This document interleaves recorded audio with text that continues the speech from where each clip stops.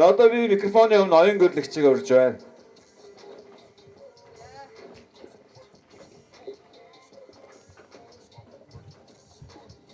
За өнөөдөр олон улсын хүний эрхийн өдөр бүх монголчуудаа энэ олон улсын хүний эрхийн өдрийн бас мэндийг хүргье.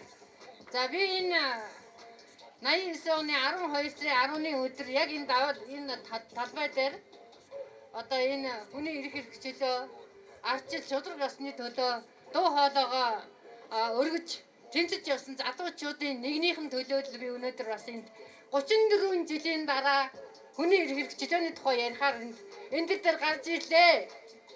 За энд одоо бас миний зураг байж байна. Миний хажууд энэ нэлбэгд орж ерөнхийлөгч асан сууж байна.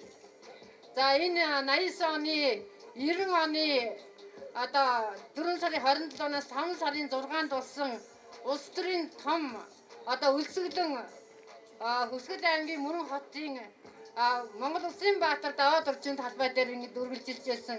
Энэ улс төрийн үлсгэлэнд одоо оролцож байсан эмэгтэй би байна. За энд би юу ярьж одоо ингэ тэмцэжсэн бэ гэхээр бид ард түмний сайн сайхан ирээдүйн төлөө амь насаараа дэнчин тавьж байна гэжсэн. Тэнд бид нар хүний эрх хэрэгчлөөг дээдлье. Шудраг ёсыг тогтооё. Тэ хүн болгон эрх хэрэгчлөөтэй байх ёстой гэдэг ийм зүйлийг ярьжсэн. Өнөөдөр би 34 жилийн дараа ахаад энэ үгээ яриад сэтгэл өвдөөд гэртээ байр сууж чадахгүй үндсэн хуулиар олгосон эрхээ ард түмэндээ дахин сануулгах гэж эрх баригчдад дахин сануулгах гэж би гарч ирлээ. Эрх баригчдаа бид нар өнөөдөр амьд явах хэрэгтэй. Амьд явж чадахгүй байна. Амьд явах баталгаа алга байна. Цэрэгт явсан хүүхдүүд маань зөв босоор амнасаа алдаж байна.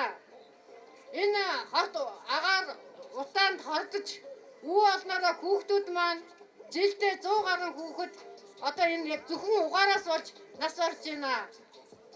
Бид нар эрүүл мэндийг хамгаалуулах эрхтэй үндсэн хуулиар олгосон.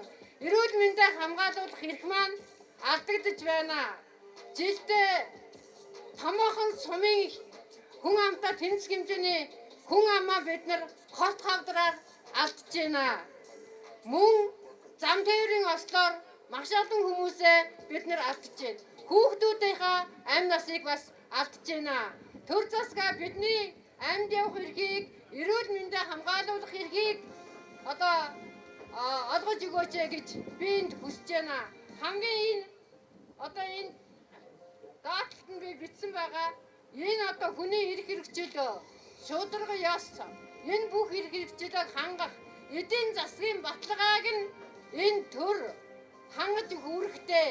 Энэ үүргээ биелүүлээч. Та нар юу хийгээд байгаа юм бэ? Бидний төлөөж энэ одоо гарч ирчгээд ард иргэдийнхээ төлөө юу ч хийхгүй байна. Өдөр болгон баталж байгаа хууль нь бидний эсрэг хүний эрх хэрэгчлөөг хассан, хумсан ийм хуулиудыг баталж байна. Энэ эрхийнхаа төлөө Монголын ард түмэн залуучуудаа та нар одоо тэмцээч, нэгдээч. Та бүгдийг уриалж байна. Тэгэхгүй бол эрхчлөөгөө алдах юм бол бид нар бүх юм алднаа. Юу ч хэрэг байхгүй болноо. Ингээд та бүгдийг энэ хүний эрхийн өдөр эрх хэрэгчлөөгөө зээдэлж үндсэн хуулиар олгосон эрхээ эзлэхийн төлөө тэмцээж, үг хэлээч, дуграач, жагсаач, цуглаач гэж уриалж байна.